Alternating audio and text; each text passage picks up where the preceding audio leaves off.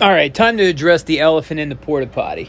Turned upside down. Hit the like button to support the channel. So your gold and your silver are going down. So I'm not going to undermine that. In certain situations, yeah, that could be a bad thing if you need some money. Excuse me, if you need to sell some real money for some cash to get you by. So if you're one of the people that overextended, well, you learned a lesson. You don't want to be forced to sell in the short term. Not good. It's nice to have a little pain with your lesson. Makes it sink in faster. Makes it hold better. Lessons cost money. And you probably got a good deal there. Look how much a lot of college kids spend for BS degrees. Chances are if the price drop is affecting you, you're a new stacker, or you're done stacking and you got a glut of metals. Maybe you're up there in the years and you don't think you can hang in there till the price comes back up. Well, I don't want to be so pretentious to think I know what's going on in the mind of some old feller with a glut of metals. I'm not there yet. I'm getting there though, more so in the years, but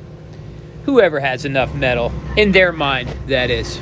So I'm gonna spit some garbage, some possibilities of what's going on. So don't take it as financial advice, but it might inspire you a bit. So gold and silver aren't the only things going down. Stock market's going down. Sorry if I chuckled and you're losing money. It's just this ship's being flown by assholes. And I'm not surprised. So many times when investors are losing money in one asset, they will sell an asset that is doing well to pay for their losses, especially those options people. The biggest casino in the world. So sometimes after such events, you'll see gold go down and then it'll recover after portfolios are rebalanced. Again, I'm not saying that's what's happening. I'm just a guy who watches YouTube like you do. But it does make sense to me, and I can see how that could be a thing. The other thing that lurks in my brain is that maybe we're screwed more than we ever have been in our lifetime. But we got to be careful. It's easy to gravitate towards doom and gloom. It's so fun, right? It's a great fantasy having all the hot women in town flock to your bunker because you're the only fella with tuna cans. As far as an example of this type of crash, I think of the flash crash we had in 2020, you know, flu season. Everything was down.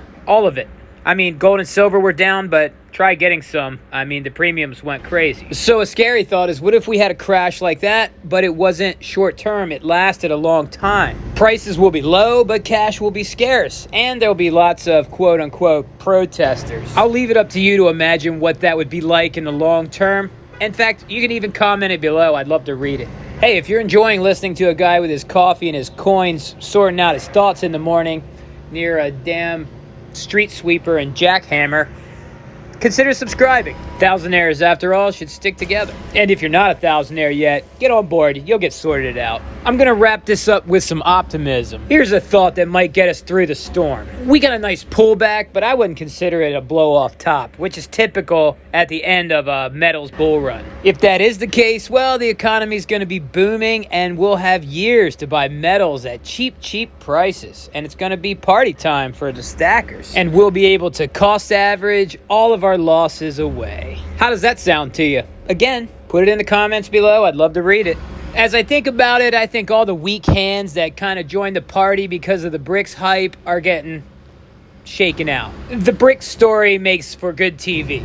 A bunch of people from different countries holding hands like the we are the world type of thing, taking on the big dog, America. It sounds nice, but if you want to see how a bunch of foreigners get along, just go to a Costco in New Jersey. They fight a lot. I'm not saying they can't work it out. I'm just saying be cautious where you put all your poker chips. I go to the coin shop every week, and I've seen a lot of goofy people stocking up with their mainstream news narratives. People that you don't normally see in the coin shop, and it's obvious that they are weak hands that are gonna buy high and sell low. And again, if you've seen these people yourself in your local coin shop, put it in the comments below. I'd love to read it. And I think that's it for me this morning. I'm gonna wrap it up and get ready for work. If you're still here and you didn't hit that like button, come on, don't be a cheapskate. Either way, thanks for watching, and I'll be seeing you tomorrow. Have a wonderful day.